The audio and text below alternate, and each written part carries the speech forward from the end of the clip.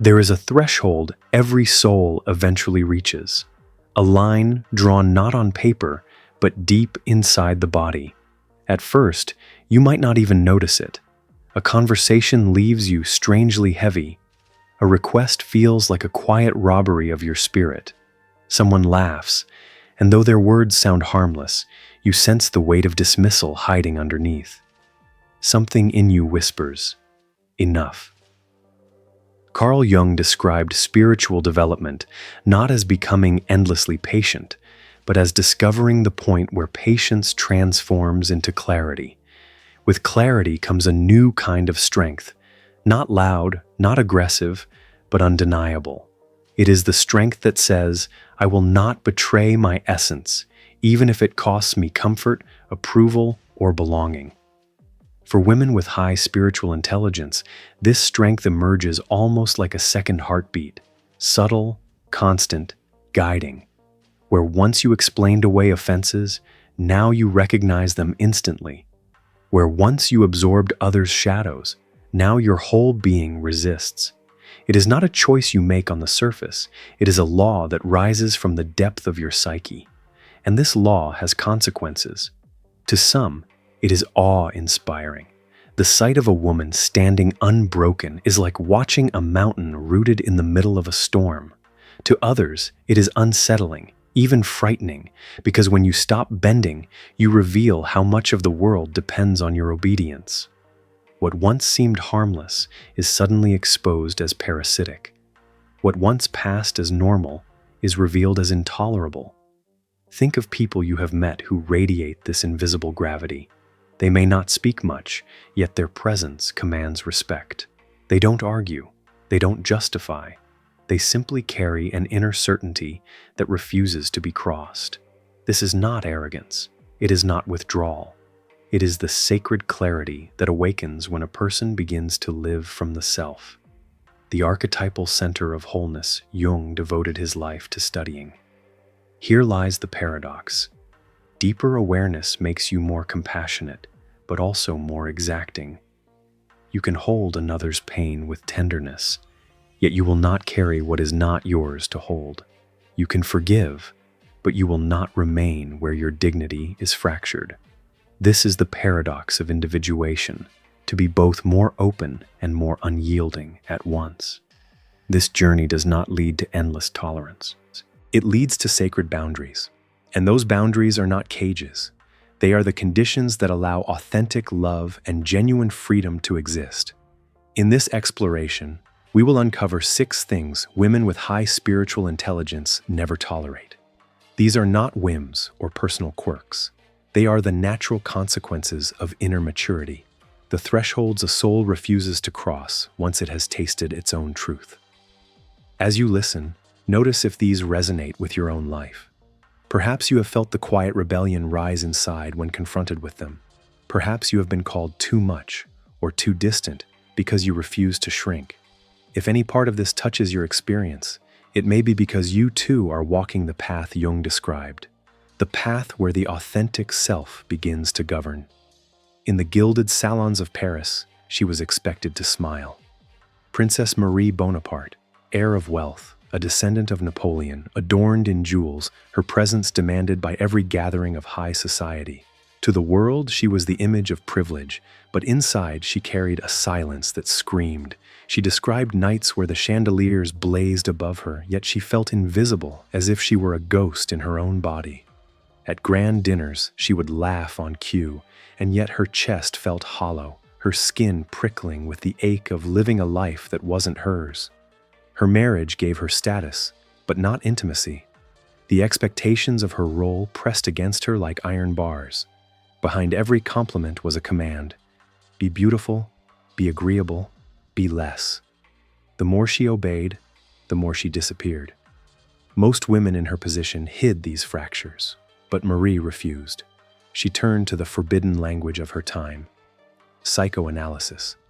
Sitting in Freud's study, she spoke of things no princess was meant to confess. Her body's despair, her longing for connection, her unbearable sense of betrayal by a life that glittered but did not nourish. Imagine the scandal.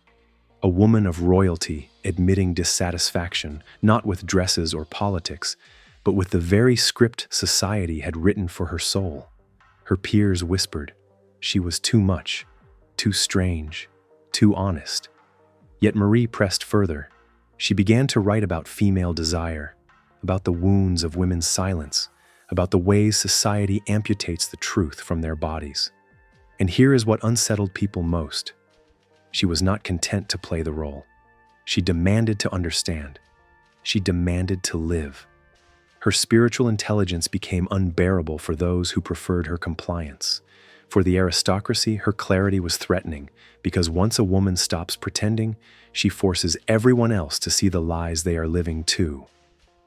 Later, when the world darkened and the Nazis rose to power, Marie revealed her courage again. She used her wealth and influence to help Freud escape Vienna, rescuing not only a man, but the very ideas that had given her language for her truth. Her story is not just history, it is a mirror. Because how many times have you felt the same suffocation in smaller rooms? How many times have you smiled while a part of you screamed?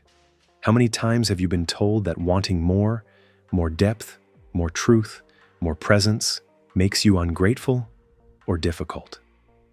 Marie's life whispers across a century.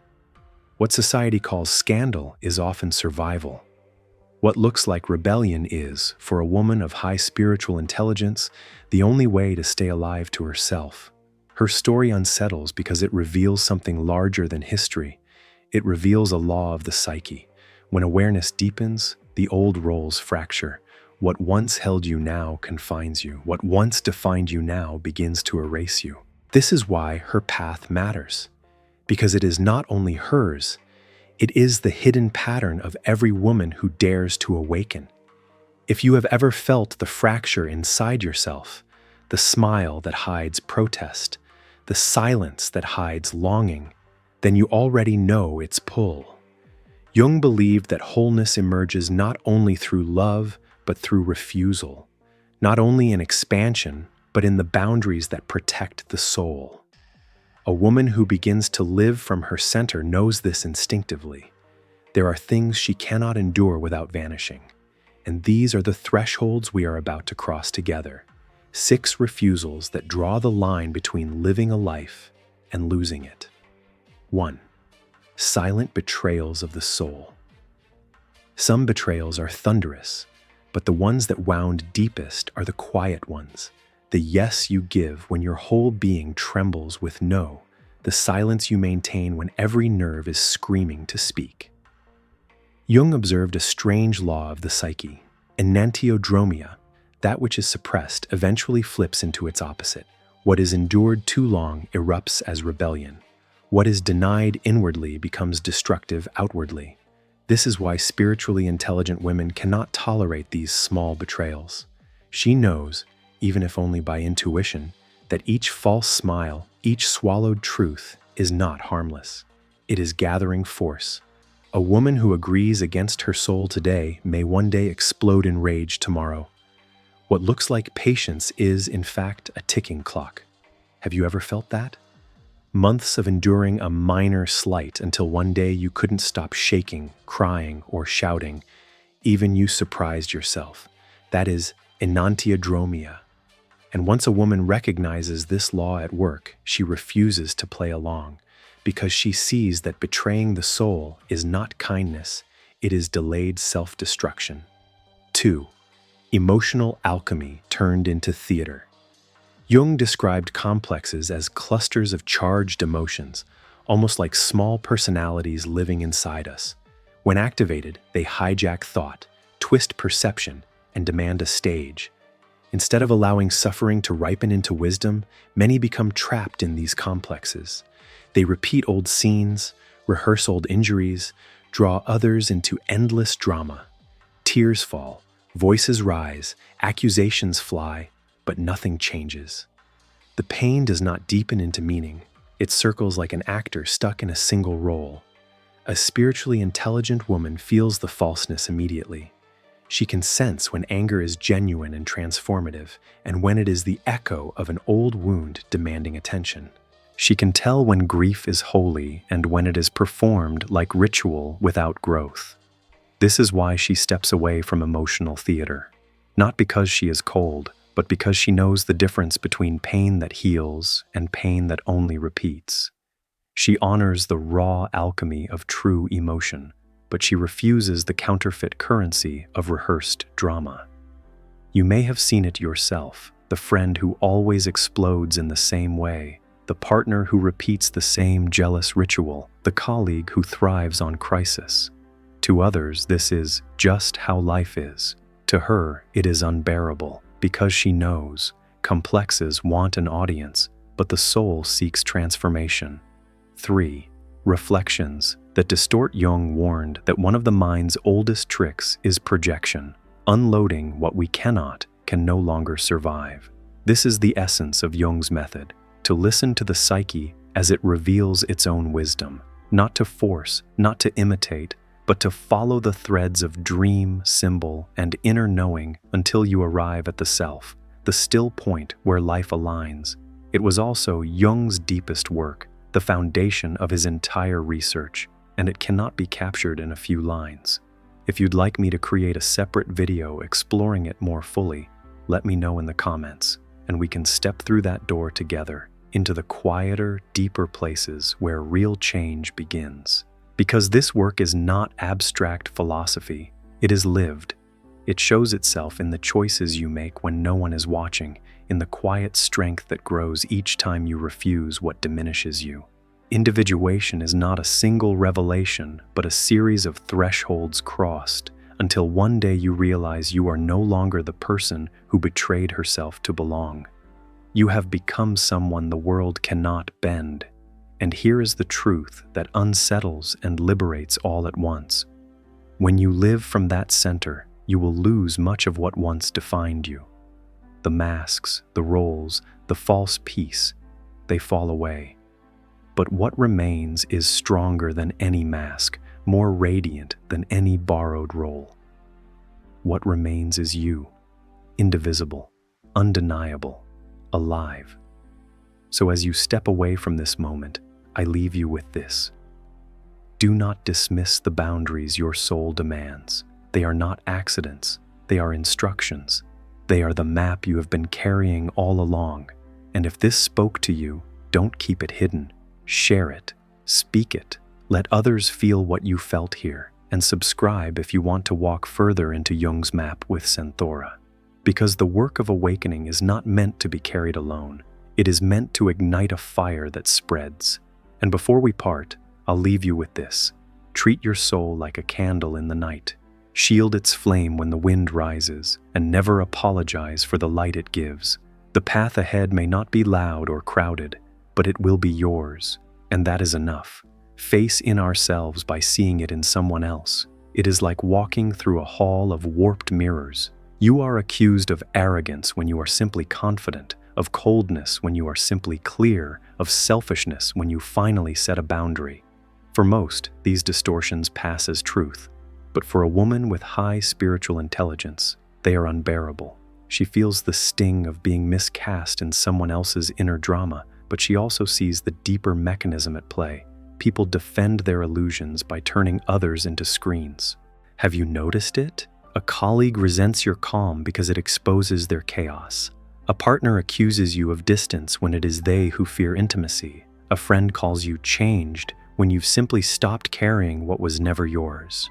To live under these projections is to live as a character in someone else's unconscious play, and she will not do it. She will not be reduced to a mirror of another's denial. Her refusal is not cruelty, it is a demand for reality. She would rather be misunderstood in truth than adored in distortion. 4. Dimmed light for the comfort of others. Jung often wrote of the danger of inflation, when energies larger than the individual sweep us up and blur our edges. This does not happen only in grand visions or mystical states. It happens in everyday life, when the collective insists that you dim your light for the sake of its fragile balance. A woman shines with clarity, and suddenly the room grows tense. She speaks a truth, and laughter falls into silence. not because she is wrong, but because her light exposes the shadows others prefer to ignore. The collective responds by pressuring her to soften, to quiet down, to be more like us. For many, this is safety. To blend in is to belong.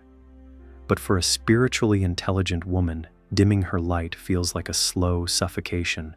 She knows that collective comfort is often purchased at the cost of individual truth.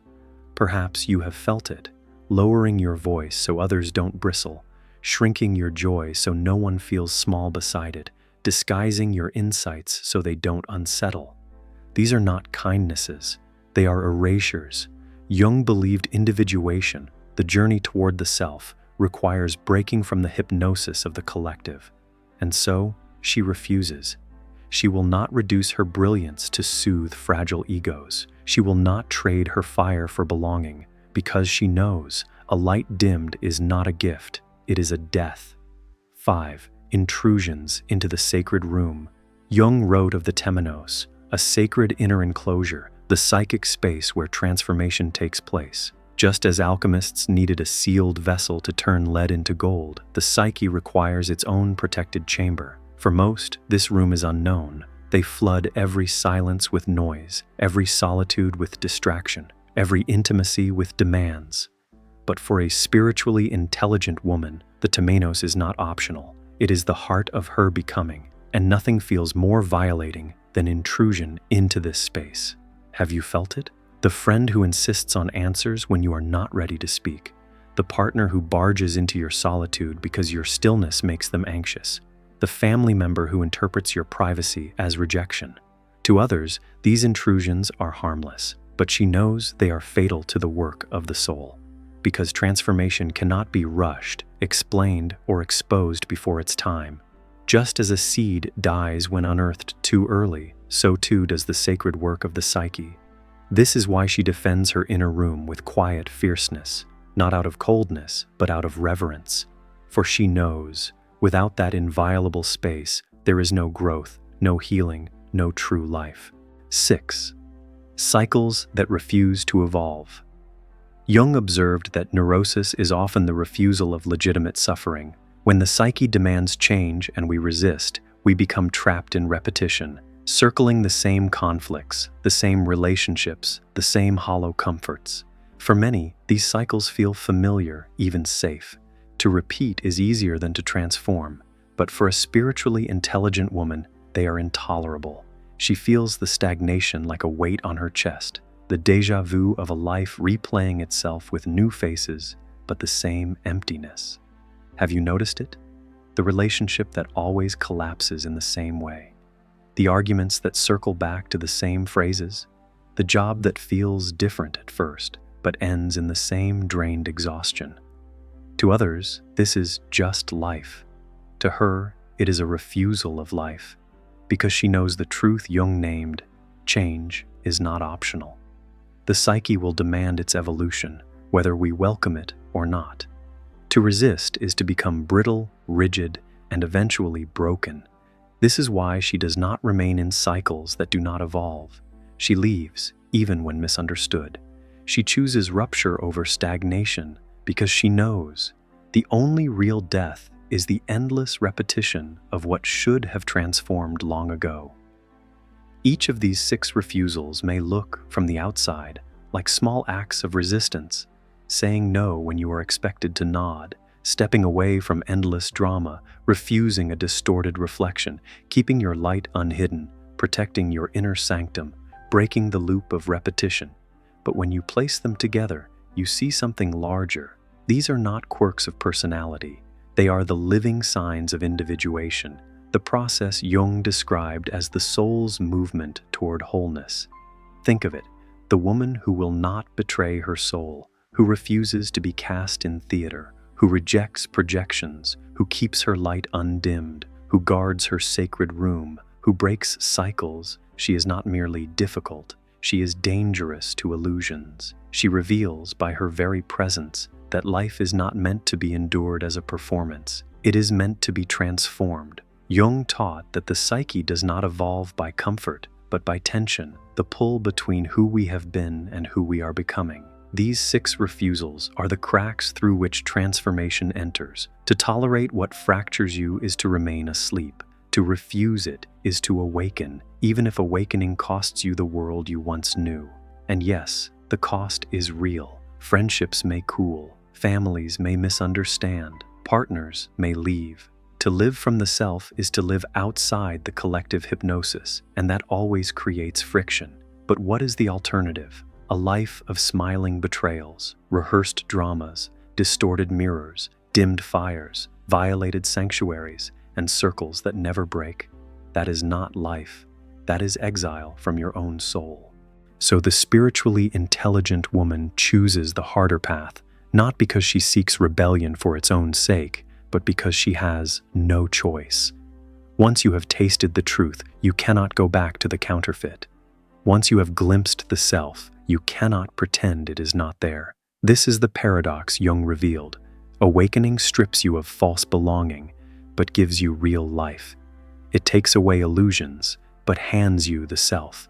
It leaves you standing alone, yet more whole than ever before. And this is why these 6 refusals matter. They are not losses, but thresholds. Each one is a doorway that closes on falseness and opens onto freedom. Jung called this path individuation, not perfection, not escape, but the slow, courageous work of becoming whole. It is not about rejecting the world, but about finding the axis within yourself that does not bend when the world shifts. Each of these 6 refusals is a signpost on that path. They are not rules imposed from outside, but laws rising from within. You reach them not because you decided to be strong or different, but because something deeper in you has ripened to the point where falseness can no longer survive. This is the essence of Jung's method, to listen to the psyche as it reveals its own wisdom. Not to force, not to imitate, but to follow the threads of dream, symbol, and inner knowing until you arrive at the self, the still point where life aligns. It was also Jung's deepest work, the foundation of his entire research, and it cannot be captured in a few lines. If you'd like me to create a separate video exploring it more fully, let me know in the comments, and we can step through that door together into the quieter, deeper places where real change begins. Because this work is not abstract philosophy, it is lived. It shows itself in the choices you make when no one is watching, in the quiet strength that grows each time you refuse what diminishes you. Individuation is not a single revelation, but a series of thresholds crossed until one day you realize you are no longer the person who betrayed herself to belong. You have become someone the world cannot bend. And here is the truth that unsettles and liberates all at once. When you live from that center, you will lose much of what once defined you. The masks, the roles, the false peace, they fall away.